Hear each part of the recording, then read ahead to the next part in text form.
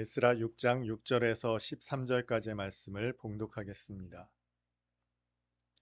이제 유브라데 강 건너편 총독 다뜨네와 스달보스네와 너희 동관 유브라데 강 건너편 아바삭 사람들은 그곳을 멀리하여 하나님의 성전 공사를 막지 말고 유다 총독과 장로들이 하나님의 이 성전을 제자리에 건축하게 하라. 내가 또 조서를 내려서 하나님의 이 성전을 건축함에 대하여 너희가 유다 사람의 장로들에게 행할 것을 알리노니 왕의 재산 곧 유브라데 강 건너편에서 거둔 세금 중에서 그 경비를 이 사람들에게 끊임없이 주어 그들로 멈추지 않게 하라. 또 그들이 필요로 하는 것 곧 하늘의 하나님께 드릴 번제의 수송아지와 순양과 어린 양과 또 밀과 소금과 포도주와 기름을 예루살렘 제사장의 요구대로 어김없이 날마다 주어 그들이 하늘의 하나님께 향기로운 제물을 드려 왕과 왕자들의 생명을 위하여 기도하게 하라. 내가 또 명령을 내리노니 누구를 막론하고 이 명령을 변조하면 그 집에서 들보를 빼내고 그를 그 위에 메어 달게 하고 그의 집은 이로 말미암아 거름더미가 되게 하라. 만일 왕들이나 백성이 이 명령을 변조하고 손을 들어 예루살렘 하나님의 성전을 헐진대 그곳에 이름을 두신 하나님이 그들을 멸하시기를 원하노라. 나 다리오가 조서를 내렸느니 신속히 행할지어다 하였더라. 아멘. 하나님은 이스라엘 백성을 구원하셨습니다. 포로된 자리에서 이끌어 예루살렘 유다 지경으로 귀환하게 하셨습니다. 이것이 유대인들에게 구원입니다. 하나님은 저와 여러분을 구원하셨습니다. 하나님은 죄인들을 구원하시기를 기뻐하셨습니다. 그런데 하나님은 왜 저와 여러분을 구원하셨을까요? 하나님은 왜 죄인들을 구원하셨을까요? 그들이 하나님의 완전함에 이르렀기 때문입니까? 합당한 삶을 살았기 때문입니까? 하나님의 기뻐하심의 의를 내놓았기 때문입니까? 그 어느 것도 답이 아닙니다. 죄인들은 하나님의 영광에 이를 수 없는 영원한 사망에 합당한 자들이죠. 그런데 하나님께서는 그 죄인들을 구원하시기를 기뻐하셨다는 겁니다. 하나님은 왜 구원하시기를 기뻐하셨을까요? 우리는 하나님을 이렇게 고백합니다. 선하신 하나님, 전능하신 하나님, 사랑의 하나님, 사랑이신 하나님이 선이신 하나님께서 그 전능하심으로 죄인들을 구원하시기를 기뻐하셨다. 그렇다면 하나님에게 있어서 구원이 하나님의 사랑이자 선이며 전능하신 하나님의 기쁨이라는 것이죠. 하나님은 그렇게 죄인들을 구원하시기를 기뻐하셨습니다. 자, 그렇다면 구원하신 다음은 무엇일까요? 하나님은 구원하신 다음에 계획이 없으십니까? 많은 성도들은 이렇게 생각할 겁니다. 하나님의 구원의 기쁨이 얼마나 큰가? 영원한 사망에서 생명으로 옮겼으니 그 기쁨과 감격으로 사는 것이 성도의 마땅한 본분이다. 그래서 건져내었으니 이제 그 감사함으로 살아야 하지 않겠는가? 그렇게 생각합니다. 틀린 말이 아니죠. 영원한 사망에서 생명으로 옮겨졌으니 그것은 이루 말할 수 없는 큰 기쁨입니다. 감격입니다. 그 기쁨과 감격으로 사는 것이 맞습니다. 그런데 그것만으로 사는 것이 하나님께서 우리에게 목적하신 바일까요? 남자와 여자가 사랑하여 결혼하였습니다. 연애 시절 그 풋풋했던 뜨거웠던 사랑으로 나머지 평생을 살아갈 수는 없습니다. 하나님의 구원이 예수, 당신의 독생자의 보혈로 구원하신 것이 전부가 아니라는 뜻입니다. 하나님은 그 이후의 삶에도 다스리시고 역사하시며 인도하시는 하나님이시라는 것이죠. 에스라 말씀을 처음 시작하며 하나님의 목적은 이스라엘의 귀환 그 자체가 목적이라고 말씀을 드렸습니다. 그래서 이스라엘이 예루살렘 유다 지경으로 귀환하여 첫 번째로 한 행동이 산 것이었습니다. 2년여 동안 그들은 흩어져 살았습니다. 그곳에서 집을 짓고 밭을 일구며 살았을 겁니다. 그런데 그것으로 멈추지 않았습니다. 고레스 칙령에 따라 그들은 성전 짓기를 시작했죠. 물론 얼마 되지 않아 그들은 성전 짓는 일을 멈추었습니다. 10수년이 지났습니다. 하나님의 선지자들이 나타났죠. 그들이 하나님의 말씀을 유다와 이스라엘 백성들에게 전합니다. 너희만 좋은 집에 사는 것이 합당하냐? 너희는 하나님의 성전을 지어라. 분명 하나님께서 구원하신 그 자체가 목적이라고 말씀드렸는데 이제 와서 하나님은 당신의 선지자들을 통해서 성전을 지으라고 독려하고 계시다는 거죠. 그럼 애초에 하나님께서 성전을 짓는 것이 목적 아니었을까요? 여러분, 그렇게 되면 성전을 완공하고 나서는 또다시 하나님의 목적이 없어져 버립니다. 그 다음에는 성전을 지었으니 제사를 지내는 것이 하나님의 목적이다, 이렇게 물고 늘어지겠습니까? 우리의 신앙생활이 이렇기 때문에 어려운 겁니다. 하나님의 목적이 어떤 특정 일에 있다라고 생각하기 때문에 계속해서 거기에 집착하게 되는 것입니다. 여러분, 하나님의 목적이 어디에 있겠습니까? 하나님은 구원하신 당신의 자녀들이 사는 것이 목적입니다. 이것을 정확하게 이해하지 못한다면 끊임없이 일에 얽매이게 됩니다. 어떤 특정의 목적에 얽매이게 된다는 것입니다. 하나님께서 이스라엘 백성들에게 성전 공사를 명령하셨죠. 여러분 생각해 보세요. 성전 공사하면 떠오르는 것이 무엇입니까? 일입니다. 노동입니다. 심지어 그들이 집을 짓고 텃밭을 일구던 일에서 벗어나 멀리 예루살렘까지 와서 그곳에서 거주하며 노동력을 투입해야 하는 일로 받아들여진다는 것입니다. 하나님께서 그 일을 시키시려고 저 멀리 바벨론 지경에서 예루살렘 땅으로 인도하셨을까요? 물론 성전을 지으라는 것은 하나님의 목적이 있습니다. 그러나 자꾸 하나님의 목적을 어떤 특정의 일로 결부시킨다면 우리의 신앙생활을, 구원 이후의 삶은 고달플 수밖에 없습니다. 예배를 드려야 하는 것, 섬겨야 하는 것, 봉사해야 하는 것, 헌금해야 하는 것으로 끊임없이 점철되는 고달픈 삶으로 이어진다는 것이죠. 더군다나 이것은 우리에게 더 큰 짐이 됩니다. 여러분, 삶을 살면서 무엇이 어렵습니까? 여러분이 이룰 수 있는 일이라면 그것은 우리가 견딜만 하다라고 느끼게 되죠. 그런데 우리의 삶은 그것 때문에 어려운 것이 아니죠. 우리가 책임질 수 없는 일들 때문에, 우리가 해결하고 통제할 수 없는 일들 때문에 우리의 삶이 고달프고 힘들고 어렵습니다. 여러분의 아내나 남편이 내 뜻대로 안 된다는 겁니다. 여러분이 만나는 수많은 사람들조차 내 뜻대로 되지 않습니다. 내 건강도 내 뜻대로 안 되고요. 경영하는 사업도 내 뜻대로 되지 않는다는 겁니다. 통제할 수 없다는 것이죠. 책임질 수 없다는 것입니다. 그래서 우리의 삶이 특정할 수 없는 결과 때문에 두렵고 근심하며 어려운 것입니다. 그런데 구원받은 사람들은 여기에 짐이 얹혀집니다. 여러분은 구원받은 자로서의 삶을 살아야 하잖아요. 이전에 살아가던 삶만 하더라도 힘들었습니다. 그런데 구원받은 하나님의 백성으로서의 삶이 더 추가되었기 때문에 거기에 일이 더해졌습니다. 봉사가 더해졌고 예배가 더해졌고 여러분이 어렵게 얻은 소득의 일정 부분을 하나님께 드리는 일까지 더해졌다는 것입니다. 게다가 다른 사람들처럼 함부로 살지도 못합니다. 여러분, 여기에 어디 자유가 있습니까? 어디 기쁨이 있습니까? 감격이 있습니까? 그러니 여러분의 삶 속에는 복음을 받아들이고도 기쁨이 없어요. 감격이 없습니다. 이것이 우리의 현실 아니겠습니까? 구원받은 이스라엘 백성들에게 하나님의 사람이 나타나 하나님의 말씀을 전합니다. 너희들은 성전을 지어라. 아니, 살아가는 것도 어려운데 거기에 성전까지 지어야 하니 이들의 고충은 어떠했겠습니까? 여러분, 이것이 구원받은 자의 삶이라면 사는 것이 기쁘십니까?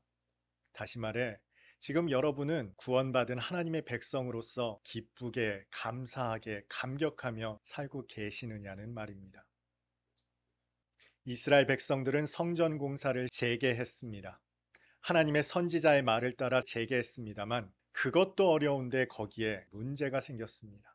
총독이 성전 공사하는 예루살렘에 당도했다는 것이죠. 그리고 그들에게 질문합니다. 도대체 너희는 무슨 권한으로, 누구의 명령으로 이렇게 대대적인 공사를 벌이고 있느냐?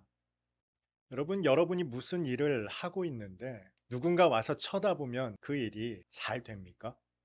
그런데 총독이 왔다는 겁니다. 큰 병력을 이끌고 왔겠죠.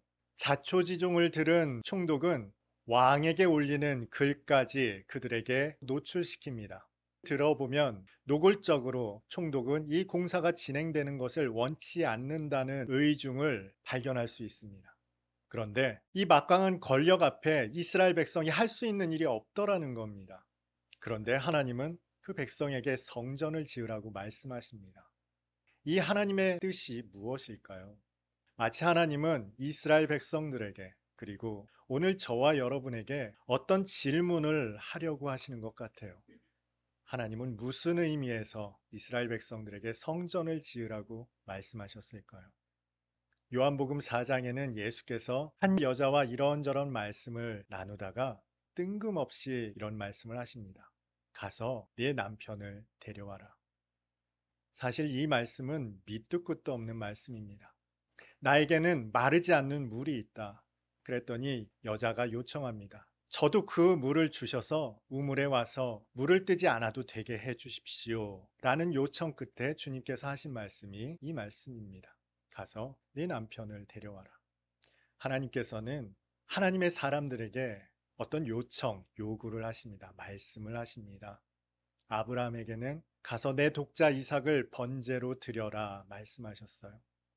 모세에게는 애굽으로 돌아가서 내 백성 이스라엘을 인도하여 내라 말씀하셨습니다. 어떤 사람은 하나님의 말씀에 그대로 순종했습니다. 또 어떤 사람은 이런 핑계 저런 핑계 다 대며 극구 사양하다가 마지못해 어쩔 수 없이 애굽으로 내려갔습니다.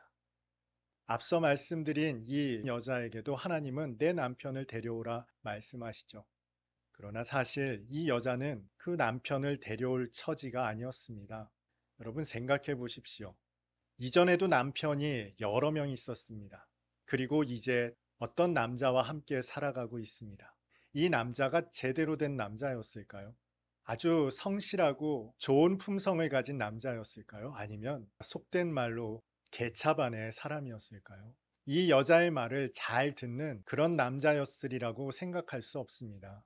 다시 말해, 이 여자는 남편을 데려올 상황이 아니었습니다. 그녀에게 남편을 데려오는 일은 불가능한 일이었습니다. 그래서 여자는 애둘러 이렇게 말하죠. 저는 남편이 없습니다. 그런데 예수님은 그 여자의 말을 정당화해 주십니다. 맞다.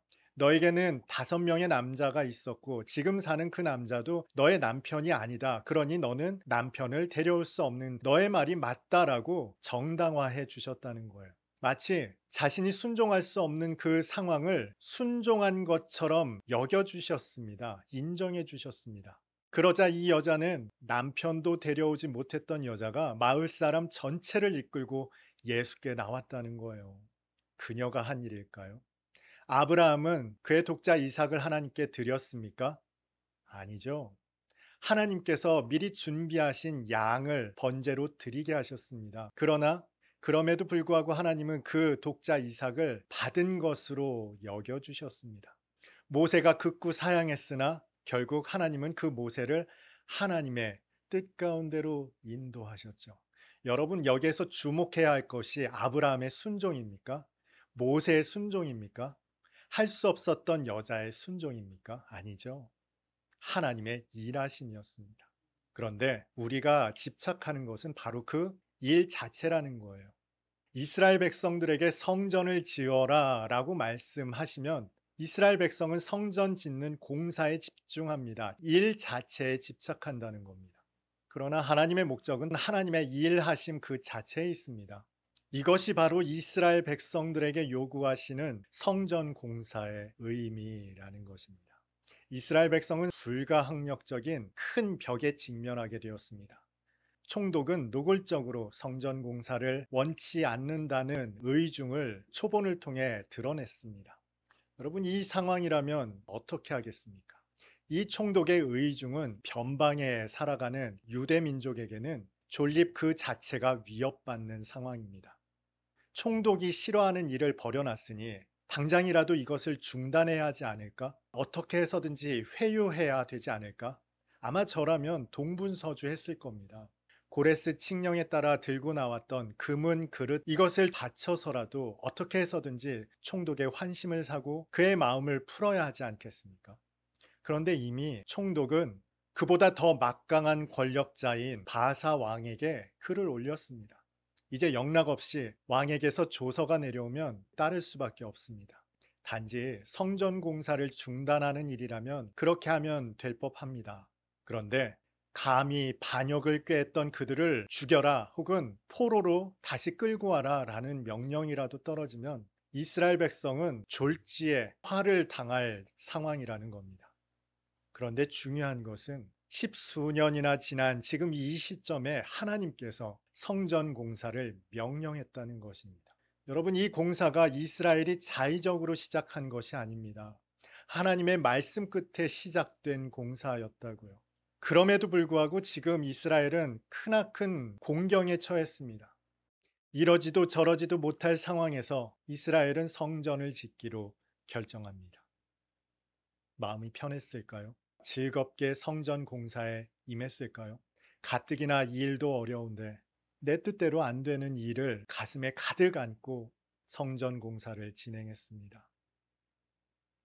그런데 얼마 지나지 않아 왕으로부터 조서가 도착했습니다. 그 조서의 내용이 바로 오늘 우리가 읽은 본문입니다. 다리오 왕의 첫 번째 명령은 이것이었습니다. 6절입니다. 이제 유브라데 강 건너편 총독 다뜨네와 스달보스네와 너희 동관 유브라데 강 건너편 아바삭 사람들은 그곳을 멀리하여. 다리오 왕은 유대인들로부터 멀리 떨어져라, 가까이 하지 말라라는 첫 번째 명령을 내립니다. 다리오 왕이 대단히 지혜로웠던 것 같습니다.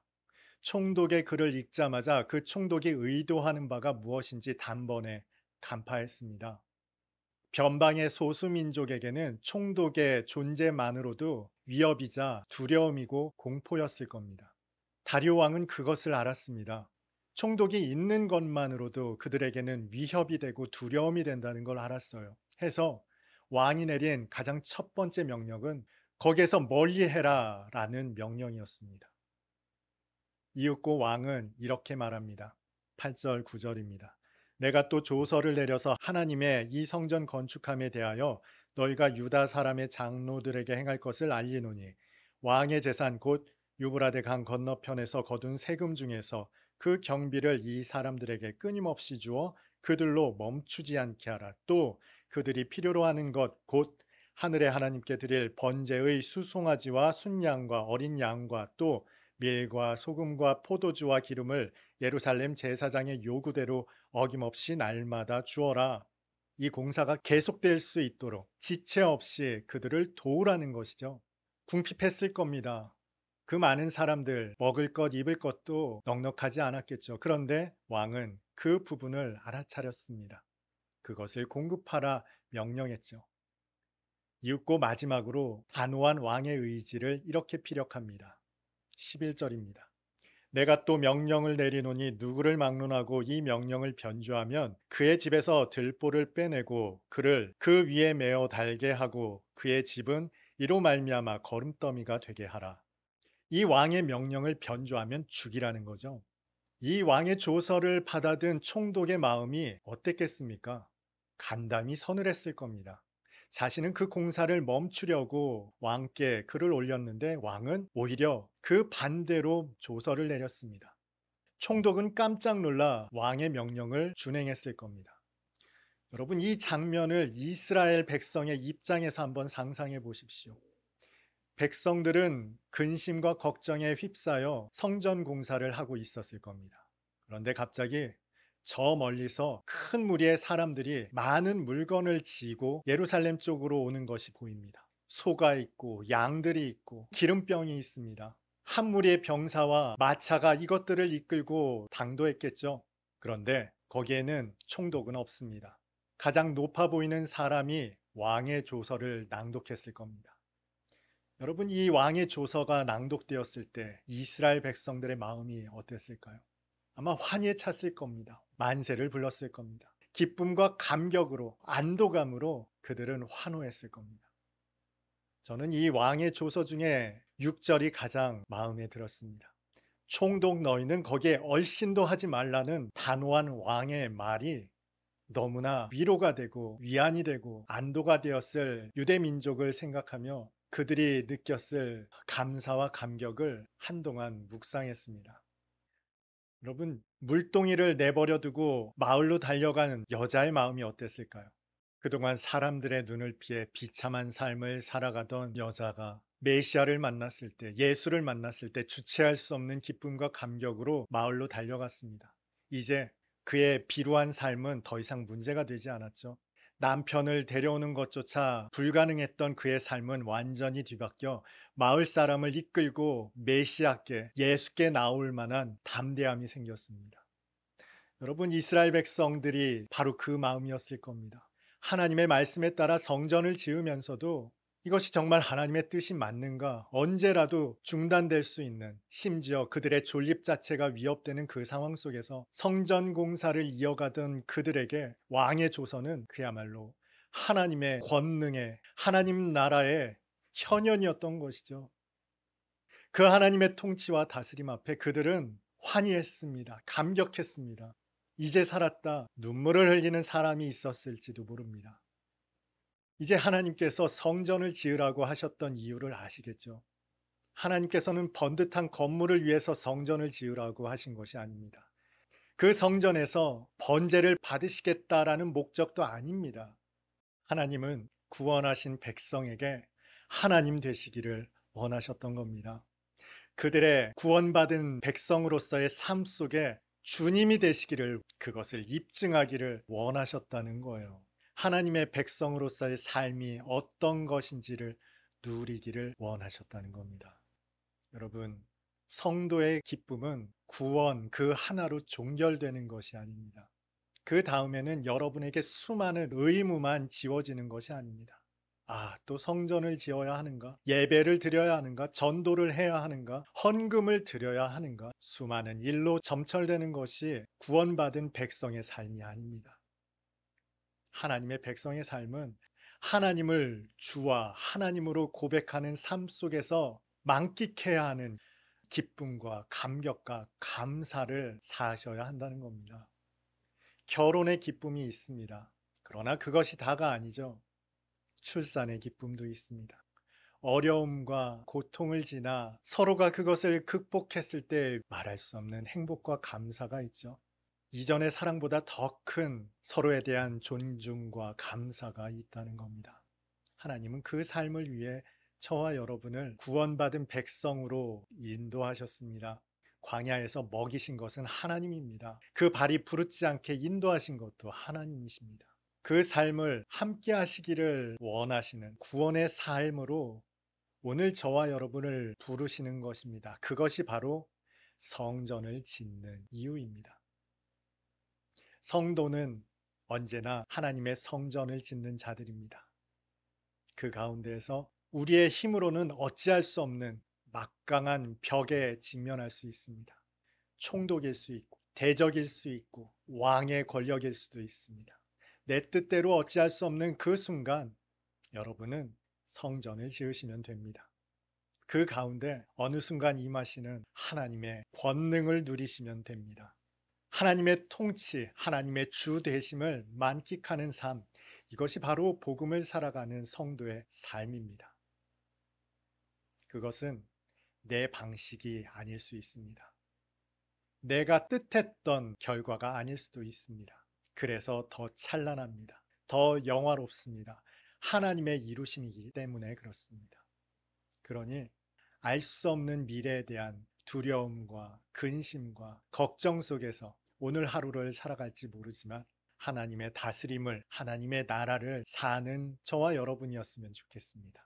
그 가운데 이루시는 하나님의 섭리를, 하나님의 경륜을 감격하며 즐거워하는 구원받은 하나님의 백성으로서의 삶을 사시는 저와 여러분 될 수 있기를 주님의 이름으로 축복합니다.